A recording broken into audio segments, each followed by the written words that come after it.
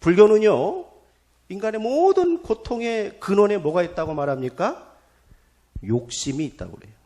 그것을 집착이라고 부릅니다. 이러한 사상을 담은 불교의 교리, 기본 교리가 사성제와 팔정도입니다. 고통은 집착으로부터 나오니, 그럼 고통에서 벗어나려면 어떻게 돼요? 집착을 멸해야 한다. 그것에 이르기에 힘쓰는 것이 도다, 이런 거거든요. 그러니까 일종의 불가에서 말하는 구원에 이르는 길이에요. 인생은 이 길을 가야 된다. 그래서 이 도에 이르는 8가지 바른 길이 있는데 그걸 뭐라 한다? 팔정도다. 정견, 정사 이런 게 이게 뭐예요? 바르게 보고 바르게 생각하고 바르게 행동하고 바르게 말해라 뭐 이런 거거든요. 이게 바로 불교의 가르침입니다. 자, 어떠세요? 이것은 저는 이런 생각을 해봤어요. 과연 집착과 번뇌, 욕심을 벗어 던지고 말 그대로 뼈를 깎는 그런 고행을 통해서 깨달음에 도달할 수 있을까? 과연 그런 사람이 있기는 한가? 이런 생각을 해봤단 말이에요. 문제에 대한 각성은 있어요. 그렇죠? 우리 인생이 고난이다. 그것이 욕심으로부터 집착으로부터 나온다. 훌륭한 해석입니다. 그런데 거기에 대한 해답은 명쾌하지 않더라는 거예요. 과연 가능할까? 질문만 다가온단 말입니다. 제가 뭐 불교를 폄하하려고 이 말을 드리는 건 아닙니다. 거기에는 한계가 있더라는 거예요. 자, 그러면 성경은 우리 인생이 이 고통 가운데 살 수밖에 없는 이유를 뭐라고 말하고 있습니까? 불교에서는 그걸 욕심이라고 그랬는데 성경은 왜 인간은 고통 가운데 방황하며 절망하며 살고 있느냐? 그것을 이렇게 말합니다.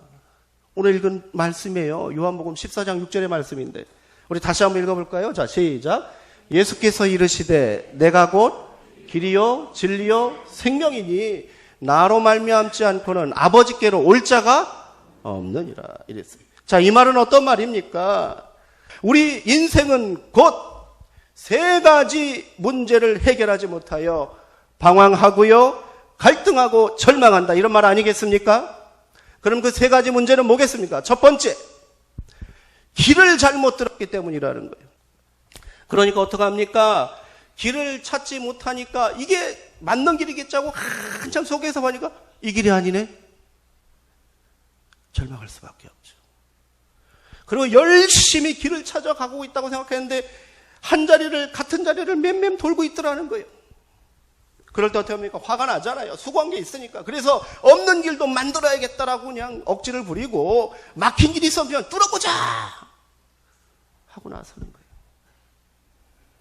그러니 삶이 어떻게 되겠습니까? 고단하죠. 힘들죠. 내 얘기하는 것 같지 않으세요? 우리 여기 계신 성도님들은, 여러분들은 어제까지 어떤 길 뚫다 오셨습니까?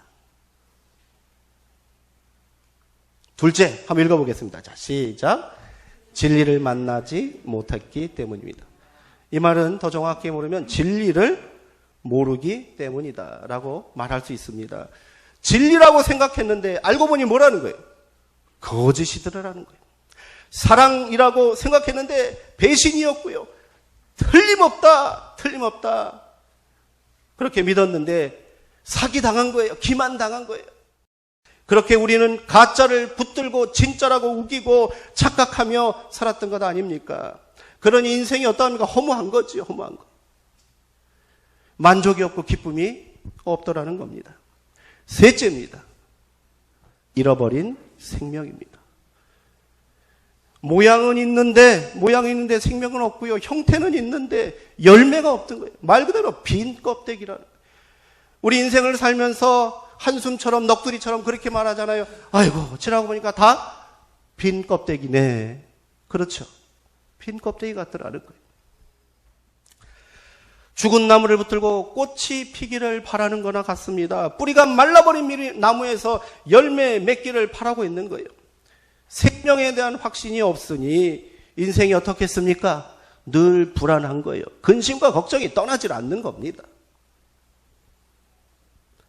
그래도 뭔가 해봐야겠다 발버둥 치지만 그 무엇도 생명을 대신할 수 있는 게 이 세상에 존재합니까? 안 합니까?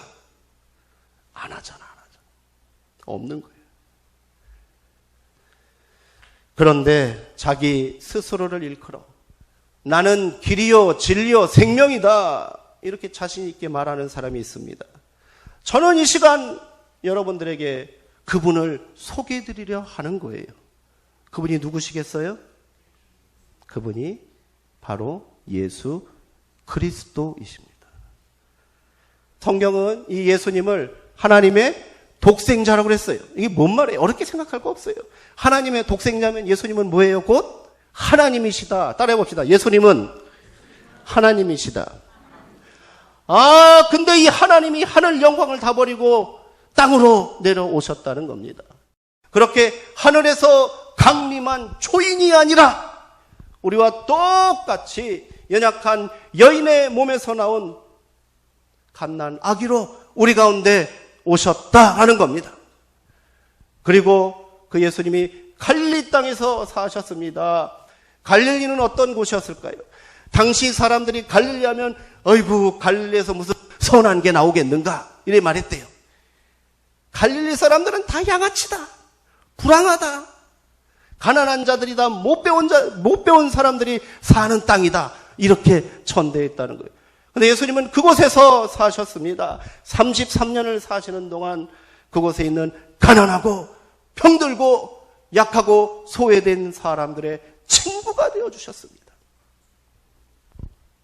위에서 내려다보는 신이 아니라 이놈들 잘 살고 있나 내려다보는 신이 아니라 우리 주님은 가장 낮은 인간의 땅으로 내려오셨습니다.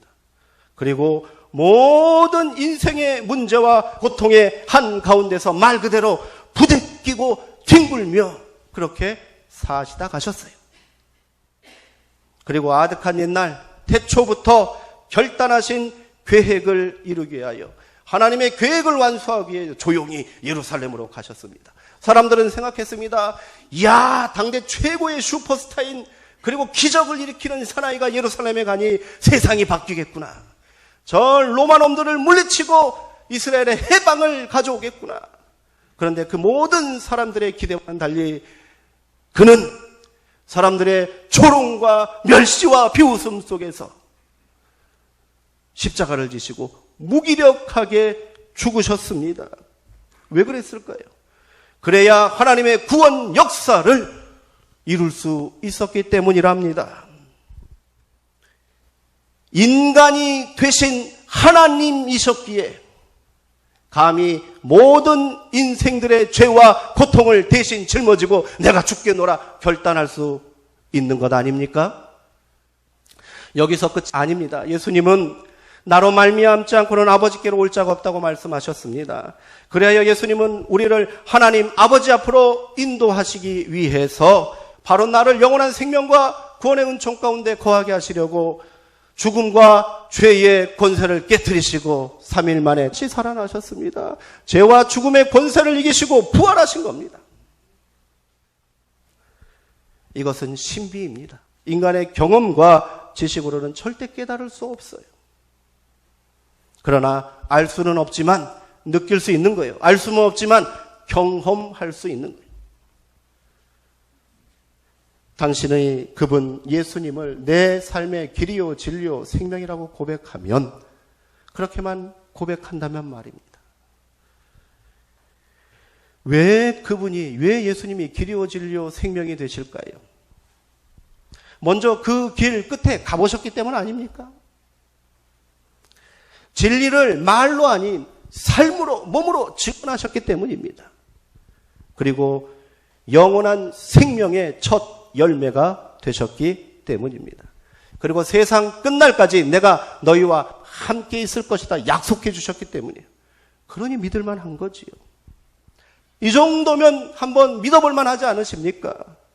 인생을 살면서 이렇게 확신에 찬 삶을 살아온 사람을 만난 적 있으십니까? 예수님 정도면 한번 내 인생의 모든 것을 걸어볼 만하지 않으십니까? 그 어떤 신이 이처럼 분명한 인생의 진리를, 구원의 비밀을 보여줄 수 있단 말입니까? 예수님을 만나면 당신의 인생이 변할 것입니다. 그분과 동행하면 생명의 기쁨과 열매로 가득한 전혀 새로운 삶을 살게 될 것입니다. 안 보이던 길이 보일 거예요. 방황하던 인생의 종지부를 찍게 될 것입니다. 내가 예수님을 믿겠습니다. 결단하고 그 믿음 내가 알아가겠습니다. 그렇게 소망하신다면 변화는 시작될 줄 믿으시기 바랍니다. 기적이 열릴 거예요. 길이 보일 거예요. 제가 말씀드리는 진리는 바로 이겁니다. 예수 그리스도가 진리다. 붙잡으시기 바랍니다. 당신이 그 진리와 그 길의 생명의 주인공들이십니다.